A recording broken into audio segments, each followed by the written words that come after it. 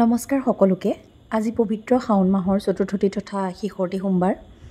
আজি পৰিয়ালৰ সকলোৰে সহিতে দেৰগাঁৱত অৱস্থিত শ্ৰী হৰিহৰ গৌৰী মন্দিৰত বাবাক দৰ্শনৰ বাবে যাওঁ। এয়া দেখিছেই কণমানি আয়ন বেটা পাপাকৰ লগত বহিছে। মন্দিৰ যিহেতু আমাৰ ঘৰৰ পৰা 600-700 মিটাৰমান নিলগত, গতিকে বেছি দেৰি নালাগে মন্দিৰ পাওঁতে। সেয়েহে ৰাতিপুৱাই সোনকালে উঠি বাবাৰ বাবে তথা ভক্তগণৰ বাবে ভোগৰ যোগাৰ কৰিলোঁ। এই ক্ষেত্ৰত মানুহজনে মোক বাৰুকৈ সহায় কৰিলে আৰু আমি ভোগৰ যোগাৰ কৰি মন্দিৰৰ বাবে যাবলৈ সাজু হ'লোঁ। আজি পবিত্ৰ শাওণ মাহত মই সাত্বিক আহাৰ গ্ৰহণ কৰি পূজা পাতল কৰি খুবেই ভাল পাওঁ।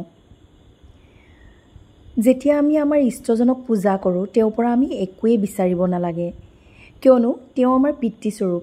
আমাৰ কাৰণে যি উৎকৃষ্ট তেওঁ এনেয়ে দিব।